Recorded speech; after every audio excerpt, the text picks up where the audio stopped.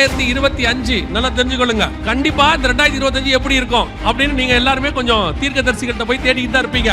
நான் உங்களுக்கு தீர்க்க தரிசனம்லாம் சொல்லல, இருக்கிற பிராக்டிக்கல் நிலைமையை சொல்றேன். 2025 பஞ்சத்தின் வருஷம் தான். இன்னும் அதிகமாக பஞ்சம் வரும்.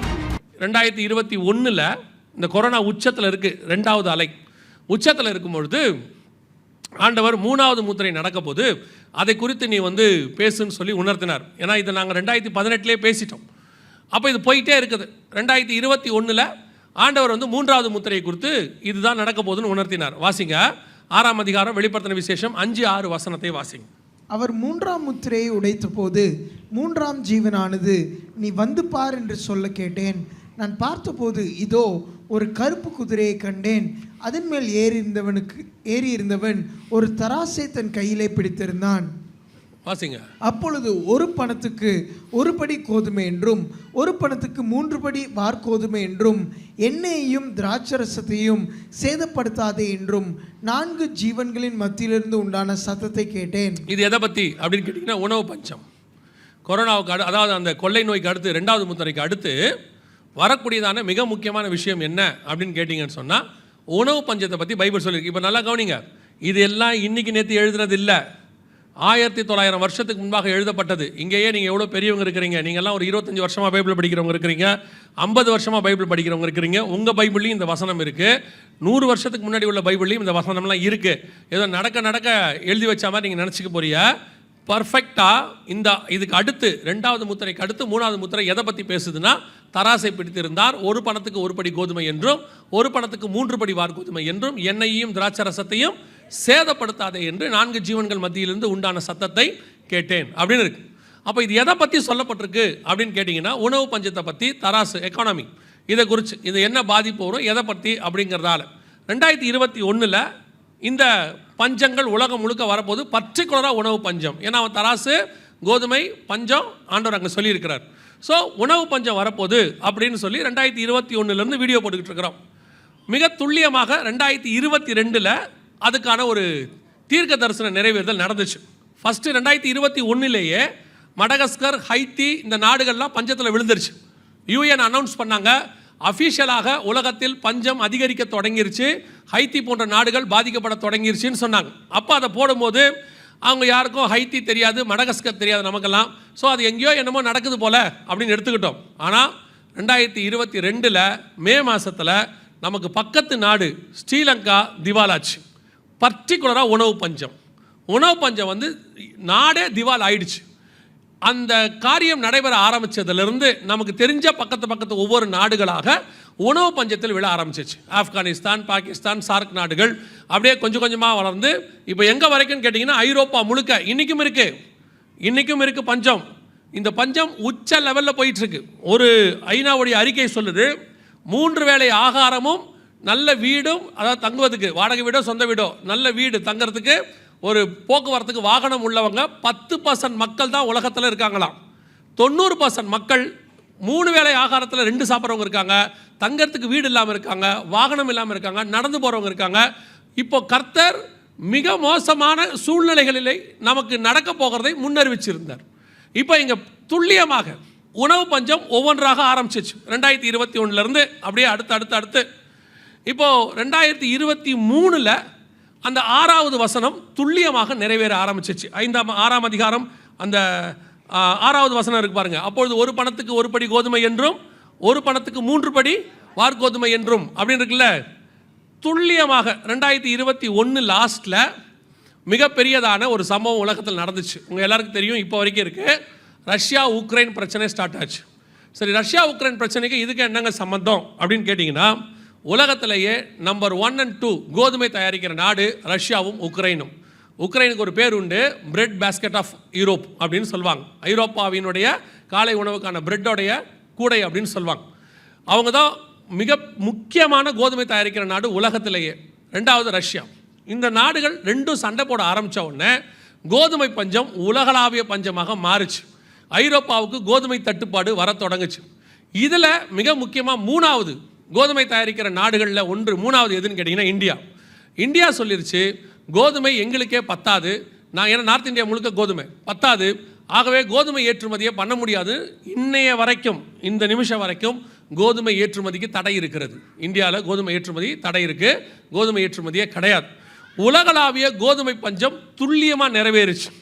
அந்த 6வது வசனத்தில் ஒரு வார்த்தை இருக்குது பாருங்கள், ஒரு பணத்திற்கு ஒரு படி கோதுமை அப்படின்னா என்ன அர்த்தம்னு கேட்டிங்கன்னா, அந்த பைபிள் எழுதின காலத்தில் ஒரு பணத்துக்கு குறைஞ்சது 50 பேர் சாப்பிட்லாம். உதாரணமாக நான் உங்களுக்கு சொல்கிறேன், நமக்கு வேதத்தில் அந்த ப்ரூஃப் இருக்குது. இப்போ 5000 பேர் இயேசுடைய மீட்டிங்க்கு வந்திருந்தாங்க, நம்ம எல்லாருக்கும் தெரியும். ஆண்கள் மட்டும் 5000 பேர்னு பைபிள் சொல்லுது, பெண்கள் பிள்ளைகள் எல்லாம் சேர்த்து ஒரு 10,000 5,000 பேர் வந்திருந்தாங்க. அந்த கூட்டத்தில் அத்தனை பேருக்கும் சாப்பாடு போட சொல்லி ஆண்டவர் சொல்கிறார், இருக்கு இல்லையா? அவங்களுக்கு யாருக்கும் ஆகாரம் இல்லைன்னு இயேசு சொல்கிறார், நீங்களே ஆகாரத்தை கொடுங்கள்னு சீஷர்கிட்ட சொன்னார். அப்போ சீஷர்கள் எவ்வளோ ஆகும்னு சொன்னாங்க? பணம் 200 பணம் ஆகும் என்று சொன்னார்கள். அப்போ ஒரு 10,000 5,000 பேருக்கு சாப்பாடு போகிறதுக்கு எவ்வளோ பணம் தேவை? 200. 10,000 பேருக்கு 200 பணம் அப்படின்னா ஒரு பணத்துக்கு குறைஞ்சது 50 பேருக்கான சாப்பாடுன்னு அர்த்தம். இப்போ யோசிச்சுக்கோங்க, 50 பேருடைய சாப்பாட்டு அளவு இன்னைக்கு இருக்கிறது எவ்வளோ இருக்கும் அப்படின்னு கேட்டு பாருங்கள், கணக்கு போட்டுங்க. ஒரு ஆள் எவ்வளோக்கு சாப்பிடுவார்? 30 ரூபாய்க்கு சாப்பிடுவாரா? ஒரு வேலைக்கு 50 ரூபாய்க்கு சாப்பிடுவாருனாலும் ஒரு 50 பேருடைய சாப்பாடு அளவு ஒரு படி கோதுமை விற்கும். ஒரு பணத்திற்கு ஒரு படி கோதுமை, அந்த அளவுக்கு விற்கும்னு பைபிள் சொல்லுது.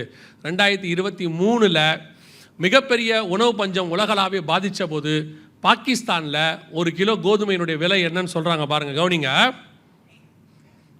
கோதுமை மாவு வாங்க முயன்ற போது பாகிஸ்தானில் கடுமையான உணவு பஞ்சம் நிலவி வரும் நிலையில் கோதுமை மாவு வாங்க முயன்ற போது கூட்ட நெரிசலில் சிக்கி 4 பேர் உயிரிழந்த சம்பவம் அதிர்ச்சியை ஏற்படுத்தியுள்ளது. பாகிஸ்தானில் பொருளாதார நெருக்கடியால் அத்தியாவசிய பொருட்களின் விலைகள் விண்ணை தொட்டுள்ளன. குறிப்பாக பாகிஸ்தான் மக்கள் உணவின் முக்கிய அங்கமான கோதுமைக்கு கடுமையான தட்டுப்பாடு ஏற்பட்டுள்ளது. 1 கிலோ கோதுமை மாவு 1500 ரூபாய் வரை விற்கப்படுகிறது. பல்வேறு எவ்வளவு? இது டிவியில் வந்த செய்தி, இது எதுவுமே நம்மளது இல்லை. டிவியில் வந்துச்சு, 1 கிலோ கோதுமை 1500 ரூபா, ஸ்ரீலங்காவில் 3000 ரூபா, பர்மாவில் 10,000 ரூபா கோதுமையினுடைய விலை. ஐரோப்பா முழுக்க கோதுமை கிடையாது. நீங்கள் கொஞ்சம் சந்தோஷப்பட்டுறாதீங்க, இப்போ நம்ம நாடு பரவாயில்ல போல் அப்படின்னு. இது கவர்மெண்ட் கொடுத்துருக்கிறதான ரிப்போர்ட். இது வரைக்கும் இல்லாத அளவுக்கு 7 ஆண்டுகளில் கோதுமை கிடங்குகளில் குறைந்து விட்டது. இது நம்ம கவர்மெண்ட் கொடுத்த ரிப்போர்ட். சரி, இப்போ நீங்கள் சவுத் இந்தியாக்காரங்க நம்மலாம் நினச்சிப்போம் கொஞ்சம் சந்தோஷம். ஏன், என்ன சந்தோஷம் நமக்கு? நாங்களாம் என்ன செய்யலை? கோதுமை சாப்பிடல. நாங்களாம் என்ன சாப்பிட்டுக்கிட்டு இருக்கோம்? அதை எப்படி உங்களை விட்டுருவோம்? அதை பாருங்க, நீங்கள் மட்டும் நிம்மதியாக வீட்டுக்கு போயிடலாமா? இதுவும் கவர்மெண்ட் கொடுத்தா, சென்ட்ரல் கவர்மெண்ட் கொடுத்த ரிப்போர்ட். நாடு முழுவதும் கடுமையான வறட்சி, அரிசி ஏற்றுமதிக்கு தடை. உங்களுக்கு தெரிஞ்சிருக்கும்னு நினைக்கிறேன், நிறைய கணவர்களுக்கு வந்து இந்த பெட்ரோல் விலை ஏறது மட்டும்தான் தெரியும், அரிசி விலை ஏறது என்ன செய்யாது, தெரியாது. அவர் சம்பளத்தை கொண்டு வந்து கொடுத்துட்டு கேட்பார், எதுக்கு இவ்வளோ பெரிய மளிகை சாமான் வாங்குறீங்க அப்படின்னு கேட்பார். இப்போ எவ்வளோ ஒரு மூட்டை அரிசி? 25 கிலோ 26 கிலோ உள்ள அரிசி எவ்வளோ இப்போ? 1500. எனக்கு கூட 2 மூட்டை வாங்கி கொடுங்க. எல்லாம் 1700 தாண்டி போயிட்டுருக்கு தானே இப்போ, இல்லை எல்லாம் இப்போது. ஆனால் போன வருஷம் எவ்வளோ விற்றுச்சு? 800-900 ரூபா விற்றுக்கிட்டு இருந்துச்சு. டபுள் மடங்கு ஆயிடுச்சு. நமக்கு அது தெரியல. பஞ்சத்தினோட உச்சத்துக்கு போயிட்டுருக்குறோம். விலைவாசி எங்கேயோ ஏறி போயிட்டே இருக்குது. ஒரு பணத்துக்கு ஒரு படி கோதுமை. இப்போ அரிசியின் விலை எங்கே போயிடுச்சு? டபுள் மடங்கு ஆயிடுச்சு. இன்னும் ஆகும், நல்லா கவனிச்சுக்கொள்ளுங்க, இன்னும் ஆகும். ஏன் இன்னும் ஆகும்னா, ப்ராக்டிக்கலாகவே நான் உங்களுக்கு சொல்கிறேன். பைபிள் சொல்லுது பஞ்சம் உச்சத்துக்கு போகணும், அது பைபிள் சொன்னபடி நடக்குது. கோதுமை நடக்குது, எல்லாம் நடக்குது. ப்ராக்டிக்கலாக சொல்கிறேன். இப்போது இஸ்ரேல் ஹவுதீஸ் பிரச்சனை ஸ்டார்ட் ஆகிடுச்சு. செங்கடல் முழுக்க ஹவுதீஸ் கண்ட்ரோலில் இருக்குது. ஒரு கப்பலையும் போக விட மாட்டேங்கிறான். எல்லாமே வியாபார கப்பல் எல்லாம் பாதிக்கப்படுது. ஆட்டோமேட்டிக்காக விலைவாசி என்ன செய்யும்? ஏறத்தான் செய்யும். இது எல்லாம் மிக துல்லியமான தீர்க்க தரிசனம் நிறைவேறுதல். இந்த இஸ்ரேல் பிரச்சனையை பற்றி நேற்று பேசணும், பைபிளில் உள்ளதை. இப்போ பஞ்சங்கள் அதிகரிச்சுக்கிட்டே போகும், இன்னும் அதிகரிக்கும். வருகிற 2025 நல்லா தெரிஞ்சுக்கொள்ளுங்க. கண்டிப்பாக இந்த 2025 எப்படி இருக்கும் அப்படின்னு நீங்கள் எல்லாருமே கொஞ்சம் தீர்க்க தரிசிகள்கிட்ட போய் தேடிக்கிட்டு தான் இருப்பீங்க. எப்படியும் போய் ஜனவரி மாதம் உட்காரதான் போறீங்க. என்ன சொன்னாலும் ஒரு கூட்டம் இருக்குது, அது ஒன்றும் செய்ய முடியாதுன்னு விட்டுருங்க. நான் உங்களுக்கு தீர்க்க தரிசனம்லாம் சொல்லலை, இருக்கிற ப்ராக்டிக்கல் நிலைமையை சொல்கிறேன். 2025 பஞ்சத்தின் வருஷம்தான். இன்னும் அதிகமாக பஞ்சம் வரும். இந்த பஞ்சங்கள் உலகளாவே இருக்குது. இப்போ நீங்கள் வெளிநாடுகள்லாம் போய் பார்த்துட்டிங்கன்னா, ஃபஸ்ட்டு ஏழை நாடுகள் லிஸ்ட் இருக்குல்ல, அதில் அமெரிக்காவும் யூகே வந்து ஜாயின் ஆகிடுச்சு. ஒரு காலத்தில் அமெரிக்கா நம்பர் 1 பணக்கார நாடு. இன்றைக்கி ஏழை நாடுகள் லிஸ்ட்டில் அமெரிக்கா இருக்குது. அடைக்க முடியாத கடனுக்கு போயிடுச்சு. நேற்று முந்த நேற்று மட்டுமே எத்தனையோ ட்ரில்லியன் பணம் அவங்களுக்கு ஷேர் மார்க்கெட்டில் அவுட் ஆயிடுச்சு அமெரிக்காவுடையது. இனி அமெரிக்கா எழும்பாது. நேற்று சொன்னதுதான், அதுக்கு பதிலாக வேறொரு வல்லரசு எழும்ப போகுது. கர்த்தர் சொன்னபடி இனி முழுக்க முழுக்க பஞ்சத்தினுடைய நாட்களுக்குள்ளே நாம் போய்கொண்டே இருக்கிறோம். எல்லா பஞ்சமும் வரும், அத்தனையும் நடக்கும். ஆண்டவர் சொன்னபடி எல்லா உணவுப் பொருட்களும் பாதிக்கப்படுகிற காலம். ஆனால் பர்டிகுலராக 2 விஷயத்தை சொல்லியிருக்கிறார் பாருங்க. நம்ம பைபிள் எவ்வளோ பர்ஃபெக்ட்ன்றதுக்கு நான் உங்களுக்கு சொல்கிறேன். அந்த 6வது வசனத்தை திருப்பி வாசிங்க பார்ப்போம். அப்பொழுது ஒரு பணத்துக்கு 1 படி கோதுமை என்றும் 1 பணத்துக்கு 3 படி வார்கோதுமை என்றும் எண்ணெயையும் திராட்சரசத்தையும் சேதப்படுத்தாதே என்று. எவ்வளோ அழகா இருக்கு பாருங்க வசனம். கோதுமை எல்லாம் பாதிக்கப்படுமா? பாதிக்கப்படாத 2 பொருள் இருக்குமா? என்னென்ன பொருள்? எண்ணெய். இன்னைக்கு உலகத்தினுடைய பொருளாதாரத்தை நிர்ணயிக்கிற நம்பர் 1 பொருள் எதுன்னு நினைக்கிறீங்க? ஆயில், கச்சா எண்ணெய். அதுதான் உலகத்தின் இந்த பொருளாதாரத்தை நிர்ணயிக்குது. இதில் பெரிய ஆச்சரியம் என்னென்னா, ஆயில் பூமிக்கடியிலிருந்து எடுத்து ஃபஸ்ட்டு டிக் பண்ணி அந்த கிணறு எடுத்து ஆயிலை சேல்ஸுக்கு கொண்டு வந்தது 1857 கலிஃபோர்னியாவில், அமெரிக்கா. இன்றைக்கி உலகத்திலேயே நம்பர் 1 நாடு சவுதி அரேபியா எண்ணெய் வியாபாரத்தில். அவங்க எடுத்தது 1943லேருந்து 46க்குள்ளே முதல்ல அவங்க வியாபாரத்தை தொடங்குறாங்க. இந்த எண்ணெய் வளம் அப்படிங்கிறது இப்போ ஒரு 125 வருஷமாக தான் இருக்குது. கண்டுபிடிச்சதே 150 வருஷமாக தான். ஆனால் 1900 வருஷத்துக்கு முன்னாடி பைபிள் சொல்லுது, கோதுமை தட்டுப்பாடு இருக்கிற காலத்தில் எண்ணெய் தட்டுப்பாடு இருக்காதுன்னு பைபிள் சொல்லுது. எண்ணெய் சேதப்படாதுன்னு சொல்லுது. எத்தனை துல்லியமான தீர்க்க தரிசனம்! அன்னைக்கு எண்ணெய் பூமிக்கடியிலிருந்து கண்டுபிடிக்கப்படவே இல்லை. எண்ணெய் ஒரு வியாபாரமாகவே இல்லை. இன்னைக்கு தான் எண்ணெய் வியாபாரம். 150 வருஷத்துக்கு முன்னாடியிலிருந்து எண்ணெய் வியாபாரமே கிடையாது. ஏன்னா கண்டே பிடிக்கல. இன்னைக்கு கண்டுபிடிச்சி வியாபாரத்தில் உலகத்தின் பொருளாதாரத்தை காப்பாற்றுற நம்பர் 1 பொருள் ஆண்டவர் எழுதி வச்சிருக்கிறாரு. 1 பணத்துக்கு 1 படி கோதுமை என்றும் 1 பணத்துக்கு 3 படி வார்கோதுமை என்றும் எண்ணெயையும் திராட்சரசத்துக்கு இங்கிலீஷில் ஒயின்னு இருக்கும். அது உங்களுக்கு எக்ஸ்பிளைன் பண்ண வேண்டிய அவசியமே கிடையாது. பல நாட்டினுடைய பொருளாதாரத்தை ஒயின் தான் காப்பாற்றிக்கிட்டு இருக்கு. ஆமாவா இல்லையா? பல நாட்டினுடைய பொருளாதாரத்தை ஒயின் தானே காப்பாற்றிக்கிட்டு இருக்குது. நீங்கள் வேற இது தெரியாமல் குடிகாரர்கள் ரட்சிக்கப்படணும்னு ஜோம் பண்ணுறியா? இப்போ என்ன ஜோம் பண்ணலாமா வேணாமான்றீங்களா? நான் எப்படி எடுத்துக்கிறேன் தெரியுமா? வசனத்தின்படி எடுத்துக்கிட்டேன். எப்படி எடுத்துக்கிட்டேன்னா, இஸ்ரவேலர்கள் கீழ்ப்படியாமல் போனதே நமக்கு எவ்வளோ ஆசீர்வாதமாக இருக்குது. அவன் கீழ்ப்படிஞ்சா, ரோமர் அப்படி தானே எழுதுறாரு, இஸ்ரவேலர்களுடைய கீழ்ப்படியாமையே இவ்வளவு ஆசீர்வாதமாக இருக்குமானால் அவன் கீழ்ப்படிந்தால் எவ்வளவு ஆசீர்வாதமாக இருக்கும்னு எழுதுறாரு. அதே மாதிரி தான் இந்த குடிகாரங்கள்லாம் குடிக்கிறதே ஒரு நாட்டுக்கு ஆசீர்வாதமாக இருக்குன்னு சொன்னால், அவங்க அத்தனை பேரும் மனம் திரும்பி ரட்சிக்கப்பட்டு ஆண்டவராக இயேசு கிறிஸ்துவை ஏற்றுக்கொண்டானா அந்த நாடு இன்னும் எவ்வளவு ஆசீர்வாதமாக இருக்கும் பாருங்க. அல்லேலூயா! அப்படி தான் ஏற்றுக்கணும். அவங்க மன திரும்பத்துக்கு ஜெபம் பண்ணுங்க. ஏதோ அவங்களால தான் பொருளாதாரம் பாதிக்கப்படாமல் இருக்குன்னு விட்டுற போறியா? இவர் சொன்னார் ஒயின் தான் இருக்குது பரவாயில்ல அப்படின்னு. நல்லா கவனிச்சுக்கொள்ளுங்க. 6ஆம் அதிகாரம் 6ஆம் வசனம் வெளிப்படுத்தின விசேஷத்தில் சொன்னது 1900 வருஷத்துக்கு முன்னாடி பைபிளில் சொன்னது இன்றைக்கி நம்ம காலத்தில் நம்ம கண்ணுக்கு முன்னாடி துல்லியமாக நிறைவேறி கொண்டு இருக்கு. இப்போ கொரோனா வரப்போகுது அப்படின்னு சொல்லி WHO சொன்னாங்கன்னு சொன்னேன் இல்லையா?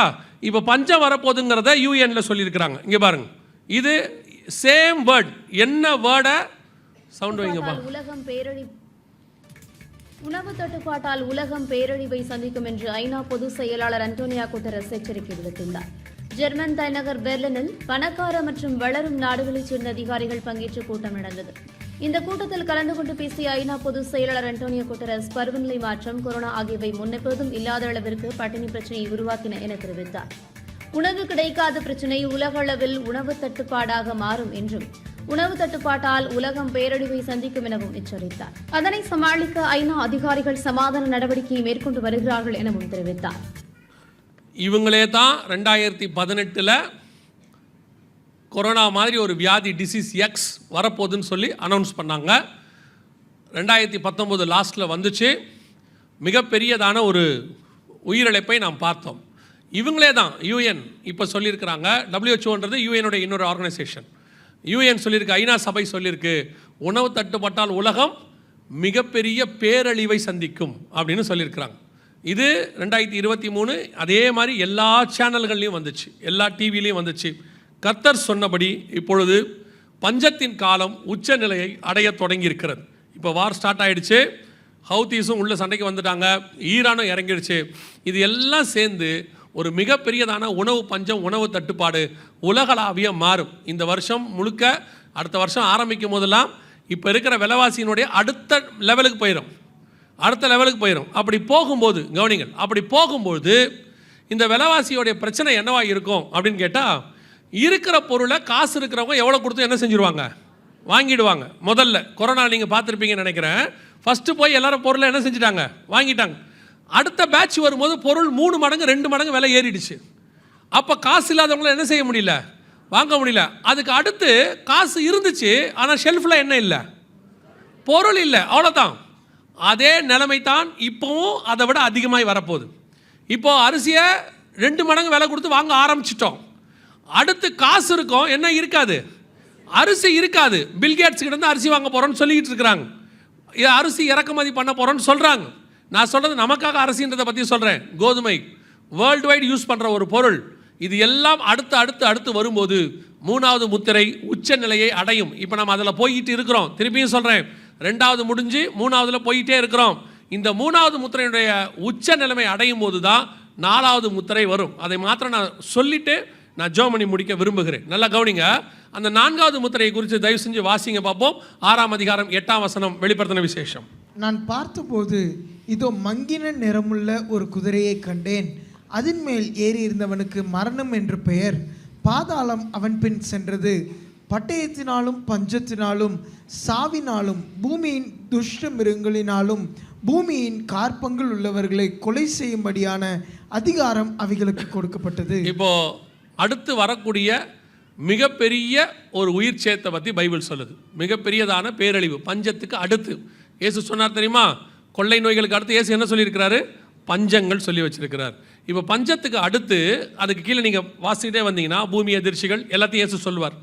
இப்போ நல்லா கவனிச்சு பாருங்க. இப்போ நடந்துட்டு இருக்கிற இஸ்ரேல் ஹவுதீஸ் பிரச்சனையில் பஞ்சம் உச்சத்துக்கு போன பிறகு உலகளாவிய 3rd வேர்ல்டு வார் ஸ்டார்ட் ஆகும். அங்கே தான் முதலாவது 4 வகையான மரணம் சொல்லப்பட்டிருக்கிறது. ஒன்று பட்டயத்தினாலும் அப்படின்னு இருக்கு. World wide world war start ஆகும், 3rd வேர்ல்டு வார். நம்ம அதை பற்றி 2 நாள் பார்த்துட்டோம்.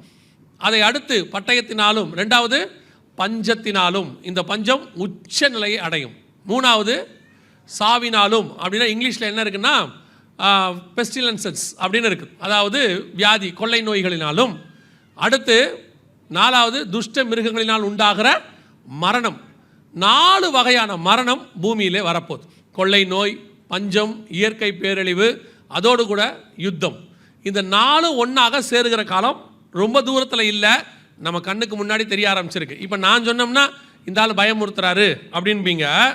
இப்போது இந்த வரப்போகிற இந்த யுத்தத்தை குறித்து ஜோ பைடன் சொல்லியிருக்கிறார். என்ன சொல்கிறார் பாருங்க, இது ஜோ பைடனுடைய ஸ்டேட்மெண்ட்.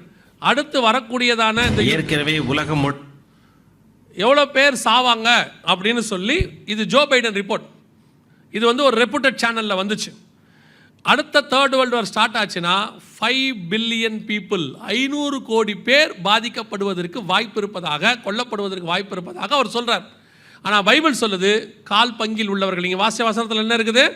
கால் பங்கில் உள்ளவர்கள் பாதிக்கப்படுவார்கள். இன்னைக்கு கணக்குக்கு 200 கோடி பேர், அவர் 500 கோடிங்கிறாரு. அவர் சொன்னால் நீங்கள் பயப்பட மாட்டீங்க, அவர் சொன்னால் அது பெருசாக தெரியாது.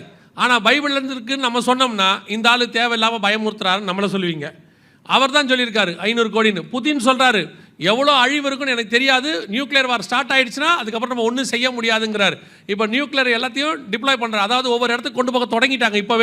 இப்போவே இஸ்ரேலுடைய ஆர்மி எல்லாத்தையும் கொண்டு போக தொடங்கிருச்சு. ஈரான் ஸ்டார்ட் பண்ணிடுச்சு.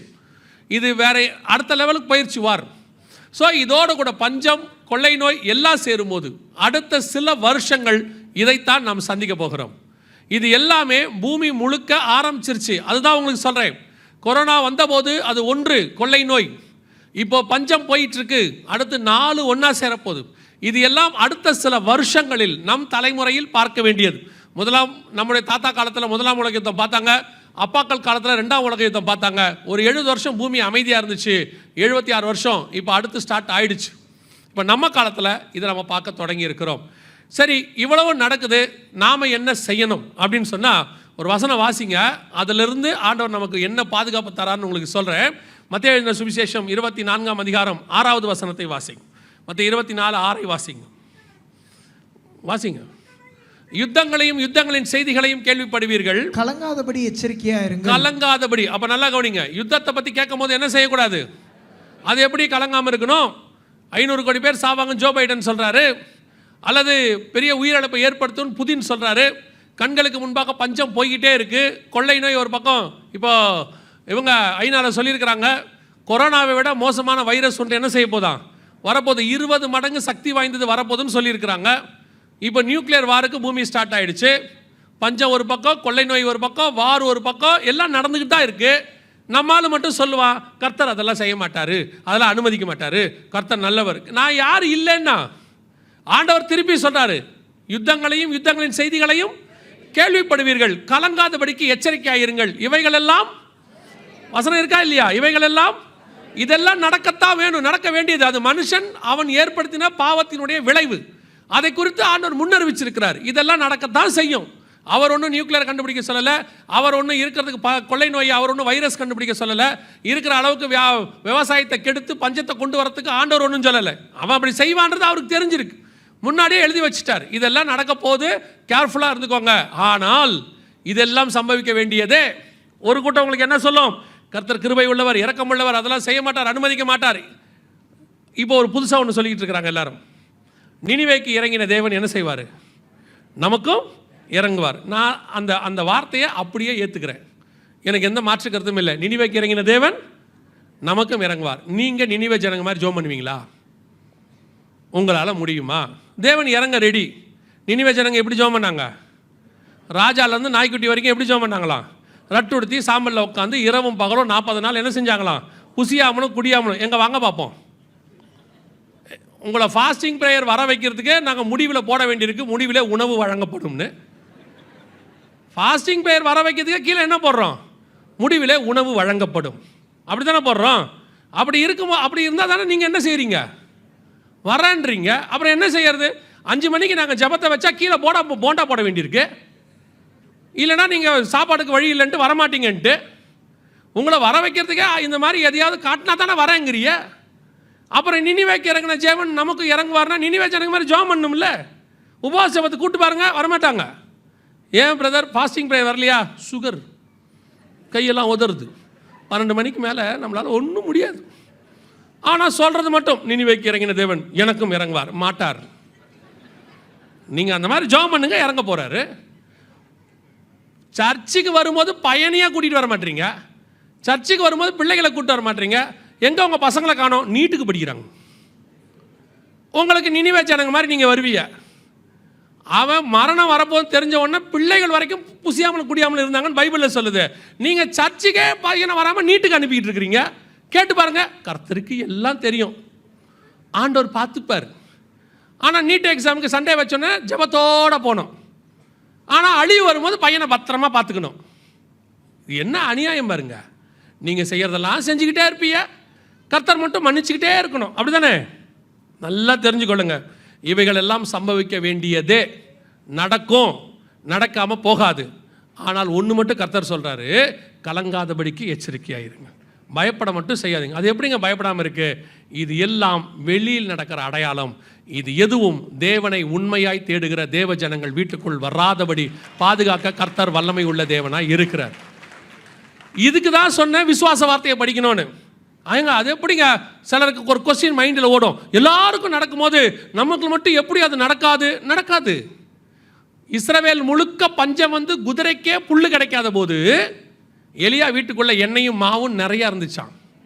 எப்படி இருந்துச்சு? இருந்துச்சு, அவ்வளோதான். வர்த்திக்க பண்ணுகிற தேவன் ஒருவர் இருக்கிறார். நான் விசுவாசிக்கிறவர் இன்னார் என்று அறிந்திருக்கிறேன்.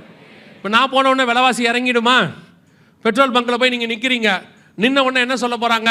இதோ பரிசுத்தவான் வந்திருக்கிறார், இதோ ஒரு முகத்தில் ஒரு நீதி தெரிகிறது, அவர் தலைக்கு பின்னால் ஒரு ஒளிவட்டம் இருக்கிறது, இவருக்கு பெட்ரோல் 40 ரூபாய் சொல்லவா போகிறான்?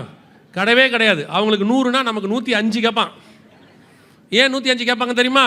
நம்ம முகத்தில் கஷ்டத்தையும் காட்ட நமக்கு தெரியாது. நம்ம கடன் கேட்க போனாலே நல்லா நீட்டாக ட்ரெஸ் பண்ணி கடன் கேட்க போகிறோம். நம்மளை போய் கடன் கேட்டாலே அந்தாலும் என்ன சொல்கிறான்? கடன் யார்? நீங்கள் நம்மள்ட போங்க சார். நம்மளால் கடன் கேட்கவே காரில் போகிறான். நமக்கு ஆண்டவரை ஏற்றுக்கொண்டதுனால கர்த்தர் ஒரு ப்ரெசன்ஸ் நம்ம முகத்தில் கொடுத்துருக்கிறாரு. நம்ம முகத்தில் சோகமே வராது. நம்மால் துக்கமாக இருந்தாலே பாட்டு பாடிக்கிட்டு தான் போவான். பார்க்குறவனுக்கு எப்படி இருக்குன்னு தெரியுமா? எவ்வளோ சந்தோஷமாக பாட்டு பாடிட்டு போகிறான் பாரு, நம்மளே துக்கத்தில் பாடிக்கிட்டு போகிறோம். ஆனால் அவனுக்கு என்ன தோணுது தெரியுமா? என்ன சந்தோஷம் இருந்தால் அவன் பாடிட்டு போவான் அப்படிங்கிறான். அதனால் உங்களுக்கு எனக்கும் உலகம் எதையும் குறைக்க போகிறதும் இல்லை, விலைவாசி இறங்க போகிறதும் இல்லை. அது இருக்கும். ஆனால் கர்த்தர் ஒன்று செய்வார், எவ்வளவு ஏறினாலும் அதை வாங்கும்படி கர்த்தர் நம்முடைய கரங்களை பலப்படுத்துவதற்கு வல்லமை உள்ளவராக இருக்கிறார். கர்த்தர் ஒரு நாளும் நம்மை விட்டு கொடுக்கிற தேவனே கிடையாது. நான் கொரோனாவில் ஒரே ஒரு சாட்சி சொல்லி முடிக்கிறேன். நான் கொரோனாவில் என்னை கர்த்தர் போஷித்த விதத்தை நான் சொல்லுவேன். நான் ஒரு எவாஞ்சலிஸ்ட். இந்த மாதிரி சபைகளுக்கு பேசினா தான் உண்டு. திடீர்னு 6 மாதம் சர்ச்சு மூடிட்டாங்க. மூடின பிறகு எங்களுக்கு சர்ச்சில் கூப்பிட்டா தானே இந்த மாதிரியெல்லாம் நடக்கும். சபையே இல்லை. எப்படி எனக்கும் சர்ச்சு கிடையாது, மீட்டிங்கும் கிடையாது. அப்படி இருக்கும்போது எனக்கு எப்படி ஆஃபரிங்? வீட்டுக்கு வாடகை கட்டணும், கரண்ட் பில் கட்டணும், எவ்வளோ பிரச்சனை எனக்கு இருக்குது. அவ்வளோ இருக்கும்போது என்ன செய்யணும் அப்படின்னு சொல்லி யோசித்த போது கர்த்தர் என்னை யோசிக்கவே விடலை. ஆண்டவர் சொன்னார், நீ பாட்டு ஆன்லைனில் என்ன பண்ணணுமோ அதை என்ன செஞ்சிட்டே இரு. நான் சொல்லுவேன், எலியாவுக்கு காலையும் மாலையும் காக்கா வந்தா மாதிரி எங்கிருந்து வந்துச்சுன்னே தெரியாது. முன்ன பின்ன நான் பார்க்காத எத்தனையோ பேர் ஜிபேல அக்கௌண்ட்டில் அங்கேருந்து காலையும் மாலையும் போட்டுக்கிட்டே இருந்தாங்க. யார் போட்டாங்க, என்ன போட்டாங்கன்னே தெரியாது. இவங்க யாருமே கொரோனாவுக்கு முன்னாடி போடல, அதான் முக்கியம். இவங்க எங்கே இருந்தாங்கன்னே தெரியாது, இந்த காக்காலாம் எங்கே இருந்துச்சுன்னே தெரியாது, போட்டுக்கிட்டே இருந்துச்சு. செப்டம்பர் மாதம் வரைக்கும் போடுது. நமக்கு மனசுக்கு சந்தோஷமாக இருக்குது, ஆண்டவரை இப்படியே போகட்டும். வீட்டில் உட்காந்தோமா, மீட்டிங்கை முடித்தோமா, அக்கௌண்ட்டில் வந்துச்சா, எடுத்தோமா, செலவு பண்ணோமா. ஆண்டவர் சொன்னார், கேரித்தாண்ட கரையில் உட்காந்தது போதும், ஏஞ்சி நட. நம்ம எப்போவுமே எப்படி தெரியுமில்ல, ஒரு இடத்துல உட்காந்து பழக்கப்பட்டுட்டோம்னா அடுத்து படுக்கத்தானே பார்ப்போம். ஆண்டவர் சொன்னார், நீ இது உனக்கு நான் ஏன்னா எனக்கு எப்போவுமே ஒரு உண்மையில் சொல்கிறேன், எனக்கு ஒரு ஸ்பிரிச்சுவல் பெருமை உண்டு. என்ன பெருமை உண்டுன்னா, எல்லா வாரமும் மீட்டிங்க்கு போவேன். ஸோ எனக்கு தேவையானதை கர்த்தர் கொடுத்துட்றாரு. யாருக்கிட்டையும் கேட்டதே கிடையாது, கர்த்தர் கொடுத்துருவாரு. கடன் கிடையாது, தேவையை சந்திக்கிறாரு, சந்தோஷமாக இருக்கிறேன். அதனால் என்னை பொறுத்த வரைக்கும் எல்லா வாரமும் மீட்டிங் இருக்கணும். கேன்சல் ஆனால் தான் டென்ஷன் ஆயிடுவேன் நான். ஐயோ 4 வாரத்தில் 1 கேன்சல் ஆகி போச்சு, அடுத்த வாரம் வாடகை கட்டணுமே, இப்படி யோசிப்பேன். அப்போது கொரோனா நேரத்தில் 6 மாதமும் கேன்சல். அப்போ ஆண்டவர் சொன்னார், நீ ஓடுகிறதுனால தான் பிழைக்கிறாய் என்று நினச்சி கொள்ளாத, உன்னை உட்கார வச்சு சாப்பாடை போடவும் என்னால் முடியும், ஆனால் இப்போ உட்காராத, ஏஞ்சி ஓடுனார். இப்போவும் சொல்கிறேன், நம் தேவனாகிய கர்த்தர் தேவைப்படும் போது கேரித்தாற்றங்கரையில் உட்கார வைத்து சாப்பாடு போடவும் வல்லமை உள்ளவராய் இருக்கிறார்.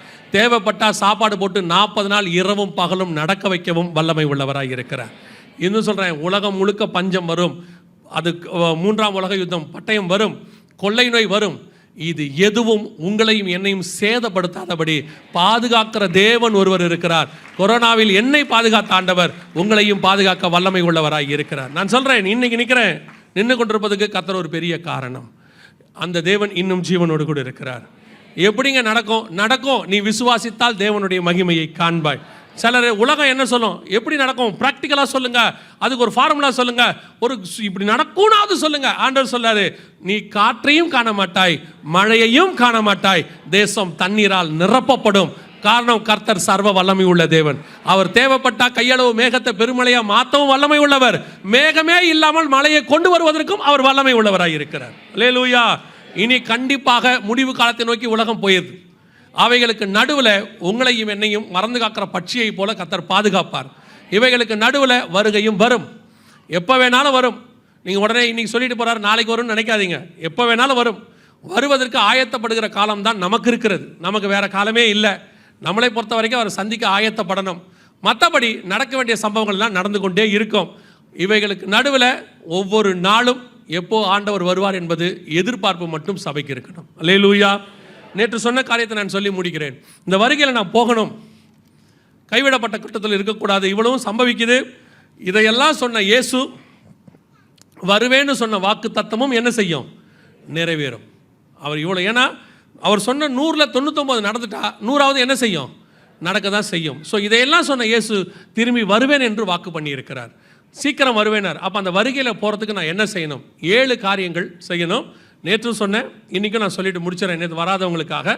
முதலாவது, இயேசு கிறிஸ்துவின் ரத்தத்தினாலே பாவ மன்னிப்பின் நிச்சயத்தை பெற்றிருக்க வேண்டும். இயேசு என் பாவத்தை மன்னிச்சாருங்கிற நிச்சயம் வேணும். இயேசு மதம் மாற சொல்ல, பேர் மாற்ற சொல்ல, எதையும் சொல்ல. இயேசு சொன்னது ஒன்றே ஒன்று, மனம் திரும்புங்கள், பரலோக ராஜ்யம் சமீபமாக இருக்கிறது. உங்களுடைய பாவம் மன்னிக்கப்பட்ட நிச்சயம் வேணும். அதுக்கு நாங்கள் என்னங்க செய்யணும்? ஒன்றுமே செய்ய வேணாம். நீங்கள் இருக்கிற இடத்துல கண்களை மூடி, ஆண்டவரே என் பாவத்தை மன்னியும், உங்களுடைய பிள்ளையாக என்னை ஏற்றுக்கொள்ளும், உங்களுடைய ரத்தத்தால் கழுவுன்னு உண்மையாக சொல்லணும், இருதயத்தின் ஆழத்திலிருந்து. ஏன்னா நாங்கள் முகத்தை பார்க்கிறோம், கர்த்தரோ இருதயத்தை பார்க்கிறார். நீங்கள் உண்மையாக சொல்லும்போது உங்கள் பாவங்களை அவர் மன்னிச்சாருன்னா உங்களுக்குள்ள ஒரு சந்தோஷம் வரும். அதற்கு பேர் ரட்சண்ய சந்தோஷம்னு பேர். வேற எதுனாலையும் அந்த சந்தோஷம் வராது. உங்கள் ஆத்மாவில் இருக்கிற பாவம் மன்னிக்கப்பட்ட உடனே அது சந்தோஷம் வரும். அந்த 51ஆம் சங்கீதத்தில் தாவீது சொல்கிறார் ரட்சண்ய சந்தோஷம்னு. அந்த சந்தோஷம் வரும். அதான் ஃபஸ்ட். நான் தலைமுறையாக கிறிஸ்டினாக இருக்கிறேன், எங்கள் அப்பா அம்மா காலத்துலேருந்து இருக்கேன், நான் கூட ரட்சிக்க பண்ணுமா? அவங்களுடைய ரட்சிப்பு எனக்கு வராதா? வராது. எப்படி அவங்க சாப்பிட்ற சாப்பாடு அவங்களுக்கு தானோ, அவங்க ரட்சிப்பு அவங்களுக்கு தான். உங்கள் ரட்சிப்பு உங்களுக்கு. நீங்கள் சின்ன பிள்ளையாக இருக்கிறீங்க, குழந்தையாக இருக்கிறீங்கன்னா அது வேறு. இப்போ நீங்கள் வளர்ந்து பாவம் செய்கிற இடத்துக்கு வந்துட்டீங்க. அப்போது அந்த பாவ மன்னிப்பு உங்களுக்கு உரியது.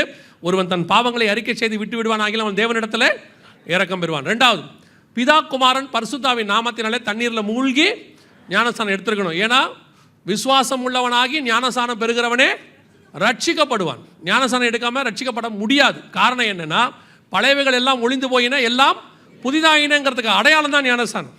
அதாவது உலகத்துக்கும் பரலோகத்திற்கும் பாதாளத்துக்கும் நம்ம சாட்சி கொடுக்குறோம். நான் பழைய காரியங்களுக்கு மரித்து விட்டேன், நான் புது மனுஷனாய் மாறிவிட்டேன். இதுதான் நம்ம செய்கிறோம். அந்த ஞானஸ்தானத்தை எடுக்கணும். நான் குழந்தையில் எடுத்தேன், சின்ன வயசில் எடுத்தேன், கொடிக்கு கீழே கொடுத்தாங்க, அங்கே கொடுத்தாங்க, இங்கே கொடுத்தாங்க, எதையும் பைபிள் சொல்லலை. பைபிள் சொல்கிற ஒரே ஞானஸ்தானம் தண்ணியில் மூழ்கி எடுக்கிற ஞானஸ்தானம். அதுக்கு பேர் பேப்டிசம்னு பேர். ஏன் அப்படின்னா கிரேக்க வார்த்தைக்கு பேப்டிசோ அப்படிம்பாங்க. பேப்டிசோனா மூழ்குதல்னு அர்த்தம். ஸோ தண்ணியில் மூழ்கி நீங்கள் எடுக்காவிட்டால் எடுக்கணும். இல்லைங்க குழந்தையில எடுத்தேன், ஒரே ஞானஸ்தானம் தானே, அப்புறம் நான் திருப்பி எடுக்கணுமானா, குழந்தையில நீங்கள் எடுத்ததுக்கு பேர் என்ன கிடையாது? ஞானஸ்தானமே கிடையாது. நீங்கள் அப்படி ஒரு பேரை வச்சுக்கிட்டீங்க, அதனால் அந்த ஞானஸ்தானம் ஆகாது. நீங்கள் நிதானித்து பாவத்தை அறிக்கை செய்து அதற்கு பிறகு எடுக்கிறதுக்கு பேர் தான் ஞானஸ்தானம். 3வது, எபேசியர் 4:30 சொல்லுது, மீட்கப்படும் நாளுக்கென்று முத்திரையான பரிசுத்த ஆவியை துக்கப்படுத்தாதிருங்கள். பரிசுத்தான அபிஷேகத்தை நாம் என்ன செய்யணும்? பெற்றுக்கொள்ளணும். ஆவிக்குரிய சபையில் இருக்கும் பொழுது இங்கே நடக்கிற அபிஷேக கூட்டத்தில் கலந்து கொள்ளுங்க. பரிசுத்தாவின் அபிஷேகம் பெறாவிடால் ஒருவன் ஜலத்தினாலும் ஆவியினாலும் பெறவாவிடில் பரலோக ராஜ்யத்துக்குள் பிரவேசிக்க முடியாது. அவர் தான் மீட்கப்படும் நாளுக்கு என்று முத்திரை. ஸோ பரிசுத்தான அபிஷேகத்தை பெற்றுக்கொள்ளணும். ஒருவேளை சபைக்கு வர முடியல, நான் தெரியாமல் வந்திருக்கிறேன், நான் எங்கள் வீட்டில் விட மாட்டாங்க அப்படின்னா நீங்கள் வீட்டிலேயே ஜெபம் பண்ணுங்க. கதவை சாத்திட்டு யாரும் இல்லாத போது ஜெபம் பண்ணுங்க. தேவ ஆவியானவர் உங்களை நிரப்ப வல்லமை உள்ளவராய் இருக்கிறார். அல்லேலூயா.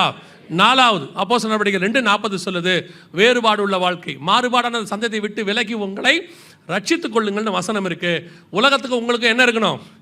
வித்தியாசம் இருக்கணும். உலகத்துக்கு ஒத்த வேஷம் தரிக்கக்கூடாது. நான் உலகத்துக்கு ஒத்த வேஷம் தரிப்பேன், அங்கே போனால் அந்த வேலை பார்த்துப்பேன், இங்கே வந்தால் இந்த வேலை பார்த்துப்பேன், அங்கே இருக்கும்போது சினிமா பாட்டு பாடிப்பேன், இங்கே வந்தால் சோத்திர பாட்டியும் பாடிப்பேன், அங்கே கெட்ட வார்த்தை பேசிப்பேன், இங்கே வந்தால் நல்ல வார்த்தை பேசிப்பேன்னா இல்லை. ஆண்டவர் தெளிவாக சொல்லிட்டாரு, கர்த்தர் தெய்வமானால் கர்த்தரிடத்தில் வாங்கள், பாகால் தெய்வமானால் பாகால் இடத்துல போங்கள். 2 நினைவுகளால் குந்தி குந்தி நடக்கிறவர்கள் என்ன செய்ய முடியாது? நீங்கள் போய் சேர முடியாது. ஆண்டவர் தெளிவாக சொல்லியிருக்கிறார். சில நேரத்தில் அதை விட்டுட்டு வரதுக்கு கொஞ்சம் பேர் கஷ்டமாக இருக்குது. எப்படிங்க அதெல்லாம் விட்டு வர்றது? அதில் நஷ்டம் வராதா? வராது. நான் சொல்கிறேன், எல்லாத்தையும் விட்டுட்டு கிறிஸ்துவின் பின்னாடி வாங்க. அவர் நஷ்டப்படுத்தாமல் உங்களை உயர்த்தி ஒரு இடத்தில் உட்கார வைக்க வல்லமை உள்ளவராக இருப்பார் என்பதற்கு நான் சாட்சியாக இருக்கிறேன். அவ்வளோதான். கர்த்தர் சொன்னால் உலகத்தை நீங்கள் விட்டுட்டு ஆண்டவர் என் பின்னே சிலுவை என் முன்னேன்னு வந்து பாருங்க, கர்த்தர் ஆசீர்வதிக்க வல்லமை உள்ளவர். இது வரைக்கும் கர்த்தரை நோக்கி பார்த்தவர்கள் கெட்டு போனதாக சரித்திரமே இல்லை. அவரை நோக்கி பார்த்தவர்கள் வெக்கப்பட்டு போனதே கிடையாது. உலகத்துக்கு ஒத்த வேஷம் சபை தரிக்க கூடாது. சபை எப்பொழுதுமே கேர்ஃபுல்லாக இருக்கணும். சபையில் உட்காந்துருக்க உங்களுக்கும் சொல்கிறேன், நடத்துகிறவங்களுக்கும் சொல்கிறேன், ரொம்ப கேர்ஃபுல்லாக இருக்கணும். காலையிலையும் ஆண்டவர் அதான் சொன்னார், தோட்டத்துக்குள்ளே வயலுக்குள்ளே என்ன வந்துடக்கூடாது? கலைகள் விதைக்கப்படக்கூடாது. எல்லா ஃபேண்டசியான காரியம், காலத்துக்கு ஏற்ற மாதிரி மாடர்னைஸ்டு, இப்போ ஏற்ற மாதிரி டியூன்ஸு, நல்லா தெரிஞ்சுக்கொள்ளுங்க.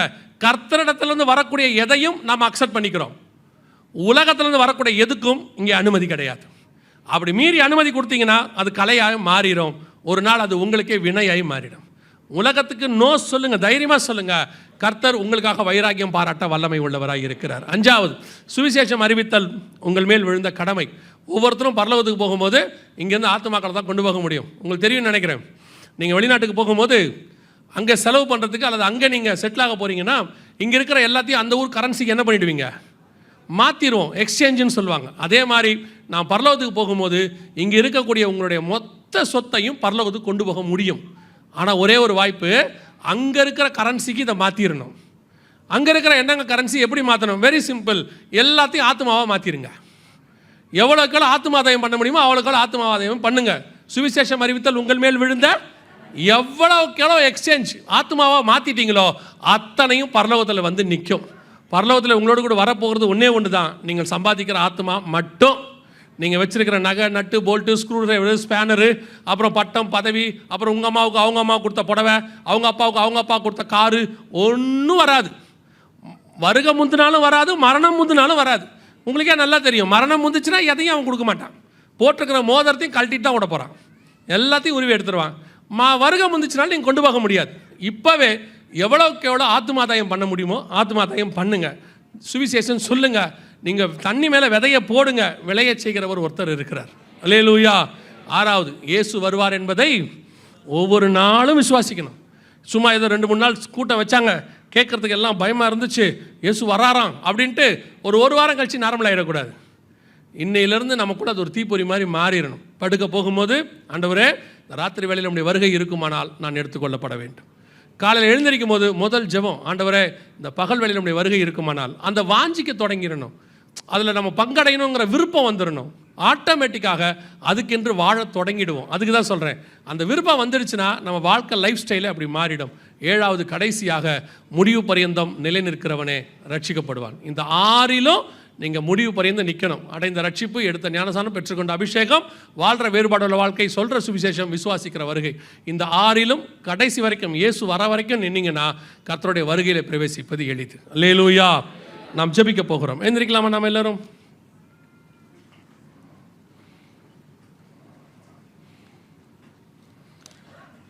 எல்லாம் கண்களை மூடுவோம்.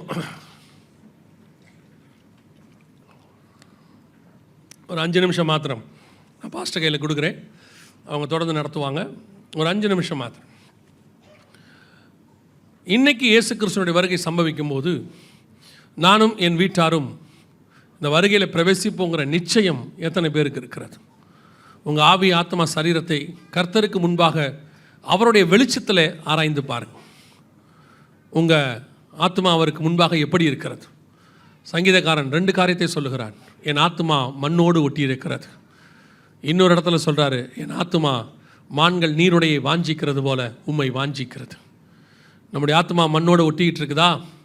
எப்போ பார்த்தாலும் இந்த பூமிக்குரிய சிந்தனை, அதை வாங்கணும், இதை வாங்கணும், அப்படி செய்யணும், இப்படி செய்யணும், அங்கே சாதிக்கணும், இங்கே சாதிக்கணும், பிள்ளைகளுடைய எதிர்காலம், பேரப்பிள்ளைகள் எதிர்காலம், இப்படின்னு உங்கள் ஆத்மா மண்ணோடையே ஒட்டிக்கிட்டு இருக்குதா? ஏதோ சர்ச்சுக்கு வரும்போது மட்டும் ஆண்டவரை பற்றின நினைப்பு,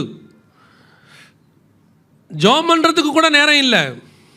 நான் சொல்கிறது உண்மை. நிறைய விசுவாசி முழங்கால் போட்டு ப்ரேயர் அவர்னு ஒன்று கிடையாது. நிறைய விசுவாசிக்கு கேட்டால் பிஸி, நிறைய வேலைங்க, ரொம்ப பிஸியாக ஓடுறோம்.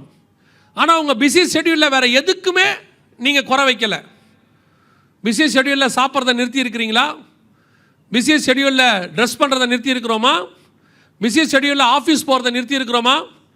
பிஸி ஷெட்யூலில் வாட்ஸ்அப் பார்க்குறத நிறுத்தி இருக்கிறோமா? பிஸி ஷெட்யூலில் ஃபேஸ்புக், யூடியூப் பார்க்குறத நிறுத்தி இருக்கிறோமா? எல்லா வேலையும் ரொட்டீனாக நடக்குது. ஆனால் பைபிள் வாசிக்கும், ஜெபம் பண்ண மட்டும் நேரம் இல்லை. காரணம் பிஸி. நீங்கள் பிஸி கிடையாது, நீங்கள் கர்த்தரை விட்டு அவாய்ட் பண்ணுறீங்க. கர்த்தரை உங்களை விட்டு நீங்கள் இவ்வளோ தூரம் ஆசீர்வாதமாக இருக்கிறதுக்கு தேவன் தான் காரணம், அது உங்களுக்கும் தெரியும். ஆனால் கர்த்தருடைய நேரம் எங்கே? கர்த்தருக்கு கொடுக்க வேண்டிய நேரம் எங்கே? கணவன், மனைவி, பிள்ளைகள் எல்லாம் பிஸி. பிள்ளைகள் படிப்பில் பிஸி, கணவன் வேலையில் பிஸி, மனைவி வேலையில் பிஸி, வீட்டு வேலையில் பிஸி. ஆனால் குடும்பமாக உட்காந்து 1/2 மணி நேரம் உட்காந்து ஜெபம் பண்ண முடியாது, ஃபேமிலி ப்ரேயர் முடியாது. ஆனால் ஆசை மட்டும் இருக்குது, ஆண்டவர் வரும்போது அப்படியே குடும்பமாக எடுத்துக்கொள்ளப்பட்டு மேலே போகணும். கவனித்து பாருங்கள், எல்லாம் வாசப்படி வரைக்கும் வந்துடுச்சு. இனி உங்கள் குடும்பம் பரலோகத்தில் இருக்கிறதும் இருக்காததும் உங்கள் கையில் தான் இருக்குது. ஏன்னா வசனம் தெளிவாக சொல்லுது, நம்மை நாமே நிதானித்து அறிந்தோமானால் நாம் நியாயம் தீர்க்கப்படும். சில ஊழியக்காரங்க கூட ஜெபம் பண்ணுறது கிடையாது, முழங்கால் போட்டு. ஊழியம் பண்ணுறோங்கிறத அட்வான்டேஜாக வச்சுக்கிட்டு முழங்கால் போட்டு ஜெபம் பண்ணுற அளவுக்கு ஊழியக்காரங்களுக்கு கூட நேரம் இல்லை. மனுஷனை ஏமாத்திடலாம், கர்த்தரை ஏமாற்ற முடியாது. கர்த்தர் வந்துகிட்டு இருக்கிறார். நீங்கள் மனுஷனுக்கு இல்லை, கர்த்தருக்கு தான் உண்மையாக இருக்கணும். ஒப்பு கொடுங்க பார்ப்போம். வருகையில் நீங்கள் போவீங்கிற நிச்சயம் இருக்குதா? உங்கள் ஆவி, ஆத்மா, சரீரம் கர்த்தருக்கு முன்பாக உண்மையாக இருக்குதா? அடுத்தவங்களுடைய பொருளை ஏமாற்றாமல் இருக்கிறீங்களா? வாங்கின பொருளை திருப்பி கொடுத்துருக்கிறீங்களா? வாங்கின பணத்தை திருப்பி கொடுத்துருக்குறீங்களா? நீங்கள் ஏமாத்தாமல் இருக்கிறீங்களா? துணிகரமாக நிறைய பேர் இன்னைக்கு கர்த்தர் பார்த்துட்டு இருக்கிறார். நீ எல்லாரையும் ஏமாத்திட்டு தசமாம் காணிக்க கொண்டு வந்து காணிக்க பெட்டியில் போட்டுட்டீங்கன்னா பரலோகத்துக்கு கூட்டிகிட்டு போயிடுவார்னு கனவுல கூட நினைக்காதீங்க. ஆண்டவர் தெளிவாக சொல்கிறார், உன் சகோதரனோடு கூட குறை உண்டானால் உன் காணிக்கையை பலிபீட தண்டையில் வைத்து விட்டு போய் முதலில் அவனோடு கூட ஒப்புரவாக்கு. மத்திய 5 சொல்கிறார். சரி பண்ணாமல் பரலோகத்துக்கு போகவே முடியாது. ஆண்டவர் வருகிற காலம் மிக சமீபம். அவர் வாசப்படியில் நின்று கதவை தட்டி கொண்டிருக்கிறார். டெக்னாலஜி வளர்ந்துருச்சு, சயின்ஸ் வளர்ந்துருச்சு, சேட்டிலைட் விட்டுட்டாங்க, வாட்ஸ்அப் வந்துருச்சு. இதெல்லாம் கடைசி 20 வருஷம். ஆனால் 2000 வருஷமாக கர்த்தர் சொன்ன வார்த்தைகள் தான் நிறைவேறிக்கிட்டு இருக்கு. இன்னும் நிறைவேறும். இந்த டெக்னாலஜி எல்லாம் ஒரு நாள் ஒழிந்து போகும். கர்த்தருடைய வார்த்தை ஒரு நாளும் ஒழிந்து போகாது. பல சாம்ராஜ்யங்கள் காணாம போச்சு. அலெக்சாண்டர் சாம்ராஜ்யம், நேபுகாத்நேச்சார் சாம்ராஜ்யம், ரோம சாம்ராஜ்யங்கள் காணாம போச்சு. ஆனால் கர்த்தருடைய வார்த்தை இன்னைக்கும் நிலை நிற்கிறது. அசட்டை பண்ணிடாதீங்க. சும்மா கையில் இருக்கிற ஸ்மார்ட் ஃபோனில் இருக்கிற 4 ஆப்பை தெரிஞ்சுக்கிட்டதுனால பரலோகத்துக்கு போயிடலான்னு நினச்சிடாதீங்க. கடவுள் இல்லைங்கிற முடிவுக்கு வந்துடாதீங்க. ஒரு சேட்டலைட் பாதிக்கப்பட்டால் உன் கையில் இருக்கிற ஃபோன் வேஸ்ட். 10 சேட்டலைட் பாதிக்கப்பட்டால் அன்றைக்கி உன் லைஃபே அன்றைக்கி ஸ்தம்பிச்சு போயிடும். மைக்ரோசாஃப்டில் கொஞ்சம் பிரச்சனை வந்துச்சு, உலகமே ஸ்தம்பிச்சு போச்சு. டெக்னாலஜியை நம்பாதீங்க, கர்த்தரை நம்புங்க. டெக்னாலஜி கைவிடும், கர்த்தர் ஒரு நாளும் உன்னை கைவிட மாட்டார். ஒப்பு கொடுத்து ஜெபம் பண்ணுங்க பார்ப்போம். கர்த்தருக்கு முன்பாக எப்படி இருக்கிறீங்கன்றதை மட்டும் பாருங்கள். யாரை பற்றியும் யோசிக்காதீங்க. உங்கள் இருதயம் கர்த்தருக்கு முன்பாக எப்படி இருக்கிறது, உங்கள் ஆவி ஆத்மா சரீரம் எப்படி இருக்கிறது, அதான் முக்கியம். நீங்கள் ஒரே ஒரு நிமிஷம் எடுத்துக்கொள்ளுங்க. ஒருவேளை உங்களுடைய மனசாட்சி, உங்களுக்குள்ள இருக்கிற ஆவியானவர் நீங்கள் தேவனை விட்டு தூரம் இருக்கிறத உணர்த்துவார்னா இது ஒப்புரவாகிறதான ஒரு நேரம். ஒருவேளை கர்த்தருடைய வருகை ராத்திரியில் இருக்குமானால் இந்த ஜெபம் மிக முக்கியமான ஒரு ஜெபம். உங்களை காப்பாற்றி பரலோகத்துக்கு கூட்டிகிட்டு போகிறதுக்கு இந்த ஜெபம் ரொம்ப உதவும். இப்போது நீங்கள் தேவனோடு கூட ஒப்புரவாகுங்க. ஒரே ஒரு நிமிஷம் அமைதியாக என்ன காரியம் இருந்தாலும் ஒப்பு கொடுங்க ஆண்டவர்கிட்ட. அறிக்கை செய்து விட்டு விட்டால் தேவனிடத்தில் இரக்கம் பெறுவான்னு இருக்கு. மறைக்கிறவனோ வாழ்வடைய மாட்டான். ஒப்பு கொடுப்போமா? அதே நேரத்தில் எல்லா கண்களையும் மூடி இருப்போம். ஒரே ஒரு கேள்வியை மாத்திரம் கேட்டு நான் ஜெபித்து முடிக்க விரும்புகிறேன். நான் இன்னும் தண்ணியில் மூழ்கி ஞானஸ்நானம் எடுக்கவில்லை. இது வரைக்கும் அதை நான் அசட்டை பண்ணிட்டேன், கீழே எடுக்காமல் விட்டுட்டேன், அல்லது எனக்கு தெரியாது, நான் குழந்தையில் எடுத்தது போதும்னு நினச்சேன், இன்னைக்கு கர்த்தர் எனக்கு உணர்த்தி இருக்கிறாரு, நான் தண்ணியில் மூழ்கி ஞானஸ்நானம் எடுக்க விரும்புகிறேன்னு சொல்கிறவங்க, நேற்று கை தூக்குனவங்க இல்லை, இன்னைக்கு எடுக்க விரும்புகிறவங்க மாத்திரம் உங்கள் கரங்களை உயர்த்துங்க பார்ப்போம். உங்களுக்காக நாங்கள் ஜெபிக்க போகிறோம். ஞானஸ்நானத்துக்கு ஒப்பு கொடுக்குறவங்க வேறு யார் இருக்குது? நல்ல கரங்களை உயர்த்துங்க. அது உங்களுக்கும் தேவனுக்கும் உள்ளது. மற்றவங்கள பற்றியெல்லாம் கவலைப்பட வேண்டிய அவசியமே கிடையாது. அநேகர் இருக்கிறீர்கள், மேலேயும் கை தூக்கியிருக்காங்க, இங்கேயும் பின்னாடி நிறைய பேர் இருக்கிறாங்க. கொஞ்சம் நீங்கள் முன்னாடி வர முடியுமா? உங்களுக்கு நாங்கள் அதை பேர் எழுதிக்கிட்டு உங்களுக்கு ஞானஸ்நானம் கொடுக்கறதுக்கான ஒரு ஆயத்தத்தை நாங்கள் சொல்லுவோம். ஞானஸ்நானத்துக்கு ஒப்பு கொடுத்தவங்க மாத்திரம் முன்னாடி வாங்க பார்ப்போம். கொஞ்சம் வேகமாக. மற்றவங்க எல்லாம் கண்களை மூடி உங்களுக்காக ஜெபம் பண்ணுங்கள். மற்றவங்கள வேடிக்கை பார்க்க வேண்டிய நேரம் இல்லை. இது உங்களுக்கான ப்ரேயர் டைம். அவங்க வர வரைக்கும் பேச வேண்டாம், எதுவும் செய்ய வேண்டாம். ஞானஸ்நானத்துக்கு ஒப்பு கொடுக்குறவங்க மட்டும் இந்த பக்கம் ரைட் ஹேண்ட் சைடில் வாங்க பார்ப்போம். நாம் ஜெபிக்க போகிறோம். வேறு யாரும் இல்லை. மேலே இருக்கிறவங்க முடிஞ்சா கீழே வாங்க பார்ப்போம். இன்னும் வேறு யார் இருக்கிறீங்க? உங்களுக்காக நான் ஜெபிக்க. மற்றவங்க எல்லாரும் கண்களை மூடி ஜெபம் பண்ணுங்கள். இது வேடிக்கை பார்க்குற நேரமே இல்லை. இது உங்களுக்கான ஜெபம் பண்ணுற நேரம். நீங்கள் உங்களுக்காக ஜெபம் பண்ணுங்கள். ஞானஸ்நானத்துக்கு ஒப்பு கொடுத்தவங்க அவங்க வருவாங்க, அவங்களுக்காக நம்ம ஜெபம் பண்ண போகிறோம். இது உங்களுக்காக நீங்கள் ஜெபிக்கிற நேரம். வாலண்டியர்ஸ் அவங்கள மட்டும் பாருங்கள். நம்ம எல்லாம் கண்களை மூடுவோம். நாம் ஜெபிக்க போகிறோம். இப்பொழுது ஞானஸ்நானம் எடுத்தவர்களுக்காக ஜெபிக்க போகிறோம். மற்றவங்க ஞானஸ்நானம் எடுக்கிறவங்க ஃப்ரெண்டில் வந்துட்டே இருங்க. நீங்கள் எடுக்க ஒப்பு கொடுத்தவங்க எல்லாம் ஃப்ரெண்டில் வாங்க. நம்ம உங்களுக்காக ஜெபம் பண்ண போகிறோம். கண்களை மூடுங்க. நீங்களும் கண்களை மூடுங்க. நாம் ஜெபம் பண்ணுவோம். மற்ற எல்லாரும் கண்களை மூடுவோம். நாம் கடைசி ஜெபத்தை நாம் செய்ய போகிறோம். கர்த்தர் உங்களோடு கூட இந்த 3 நாட்களும் பேசியிருக்கிறார். காரணம் என்ன தெரியுமா? இந்த திருச்சபை பரலோகத்தில் இருக்க வேண்டும் என்று கர்த்தர் விரும்புகிறார். விருதாவாய் கர்த்தர் ஒரு இடத்திலும் பேசுகிறதே கிடையாது. நெடு நாளைக்கு முன்பாக இந்த திருச்சபையை ஸ்தாபித்தார். ஊழியக்காரரை கொண்டு வந்தார். அவர் மூலமாக விதைகளை போட்டார். கர்த்தர் விளைய பண்ணினார். இன்னைக்கு ஒரு விருட்சமாய் மாற்றி இருக்கிறார். இந்த கனிகளை கொய்து கொண்டு போகும்படி நேசர் வரப்போகிறார். ஆயத்தப்படுத்தினதுக்கு இதுக்கு தான் காரணம். இத்தனை வருஷம் நீங்கள் வந்ததுக்கு காரணம் என்ன தெரியுமா? கிறிஸ்தவர்கள் என்பதற்காக அல்ல. கர்த்தர் உங்களை ஆயத்தப்படுத்தி கொண்டிருந்தார். உங்களை கொண்டு போய் பரலோகத்தில் வைக்க போகிற நாள் நெருங்கி இருக்கிறது. கர்த்தருடைய நாள் மிக சீக்கிரம் வரப்போகிறது. சீயோனிலே எக்காலம் ஊதுங்கள், எச்சரிக்கை சத்தமிடுங்கள், இதோ கர்த்தருடைய நாள் வருகிறது. ஆயத்தப்படுத்தின நாள் வந்துருச்சு. நாம் எல்லாம் ஒப்பு கொடுத்து நம்மளை சரி பண்றதுக்கு தான் நேரம் இருக்கு. ஒப்பு கொடுப்போமா? எல்லா கரங்களை தேவனுக்கு நேராக உயர்த்தி ஒப்பு கொடுத்து ஜெபம் பண்ணுவோமா? சர்வ வல்லமையுள்ள எங்கள் தகப்பனே, இந்த 3 நாட்களுக்காக உமக்கு ஸ்தோத்திரம். கிருபையுள்ள கரத்தில் எங்களை தாழ்த்துகிறோம். நீர் வரும்பொழுது நாங்கள் உமக்கு முன்பாக நிற்க பாத்திரவான்களாய் இருக்கும்படிக்கு ஒவ்வொரு நாளும் எங்கள் ஆவி, ஆத்மா, சரீரத்தை பத்திரமாய் பாதுகாத்துக் கொள்ள கர்த்தர் கிருபை தருவீராக. எங்களுக்கும் எங்கள் குடும்பத்துக்கும் விரோதமாய் உருவாக்கப்படுகிற எல்லா ஆயுதங்களும் வாய்க்காதே போவதாக. எங்களை பின்னோக்கி இழுக்க பார்க்கிற, உலகத்தில் இழுக்க பார்க்கிற எல்லா காரியங்களும் இயேசுவின் நாமத்தினால கடிந்தாப்புறப்படுத்துகிறோம். ஆண்டவரே, நாங்கள் உண்மையும் உத்தமமும் கரை திரையற்ற சபையாக, கற்புள்ள கன்னிகையாக, ஒரே புருஷனுக்கு நியமிக்கப்பட்டவர்களாக, தேவனுக்கு முன்பாக எப்பொழுதும் காணப்படுகிற திருச்சபையாய் கர்த்தர் எங்களை நிறுத்த போற தயவுக்காக உமக்கு ஸ்தோத்திரம். வெள்ளை அங்கிகளை தரித்துக் கொண்டு, தங்கள் கைகளிலே குருத்தோலைகளை பிடித்துக் கொண்டு, ஆண்டவரே, நாங்கள் சிங்காசனத்துக்கு முன்பாக நிற்க கிருபை பாராட்டுங்கப்பா. ஆண்டவரே, இங்க இருக்கிற ஒவ்வொருத்தருக்காய் நான் செபிக்கிறேன். ஒவ்வொரு குடும்பத்துக்காய் நாங்கள் செபிக்கிறோம். வேறு சபையிலிருந்து வந்தவர்களுக்காக நாங்கள் செபிக்கிறோம். எப்படி ஆகியும் நீர் வரும்பொழுது நாங்கள் உமக்கு முன்பாக நிற்கணும். ஆண்டவரே, கிருபை பாராட்டுங்க, ஆசீர்வதிங்கப்பா. ஆண்டவரே, ஸ்நானத்துக்கு ஒப்பு கொடுத்த பிள்ளைகளுக்காய் ஸ்தோத்திரம். நேற்றும் இன்றும் ஒப்பு கொடுத்த ஒவ்வொரு பிள்ளைகளையும் கர்த்தர் ஆசீர்வதியும். சீக்கிரம் எடுக்க கிருபை பாராட்டும். ஆண்டவரே, இதையே கர்த்தர் கனப்படுத்துவீராக. உடைய வருகைக்கு ஆண்டவரே அவர்கள் ஆயத்தப்பட கர்த்தர் கிருபை தாரும். ஆசீர்வதிங்கப்பா. இந்த சபைக்காக ஆண்டவரே, உடைய ஊழியக்காரருக்காக, தூரத்திலே ஆண்டவரே குடும்பமாய் ஊழியம் பண்ணி கொண்டிருக்கிற ஊழியக்காரருக்காக, இங்கே ஊழியம் பண்ணி கொண்டிருக்கிற ஆண்டவரே போதகருக்காக, அவர் குடும்பத்துக்காக, ஒவ்வொருத்தருக்காய் நாங்கள் செபிக்கிறோம். ஒவ்வொருத்தரையும் கர்த்தர் ஆசீர்வதிப்பீராக. இந்த ஊழியத்துக்கு துணையாய் ஆண்டவரே, உறுதுணையாய் ஒத்துழைக்கிற, உழைக்கிற, கொடுக்கிற, ஜெபிக்கிற அத்தனை பேரையும் கர்த்தர் ஆசீர்வதிப்பீராக. ஆண்டவரே, இவ்வளவு தூரம் புறப்பட்டு வந்திருக்கிறாங்கப்பா, திருப்பி சுகபத்திரமாய் வீடு போய் சேர கிருபை பாராட்டும்.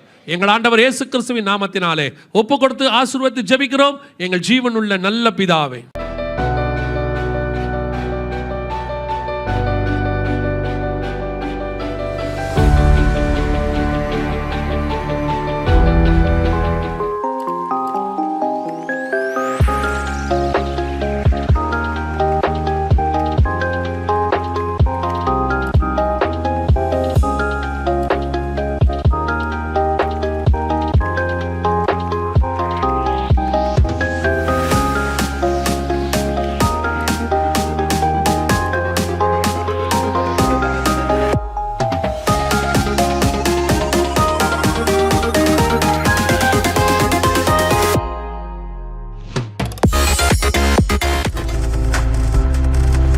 நீங்கள் பார்த்துக் கொண்டிருப்பது உங்கள் ஜாய் டிவி. உங்கள் துக்கம் சந்தோஷமாய் மாறும்.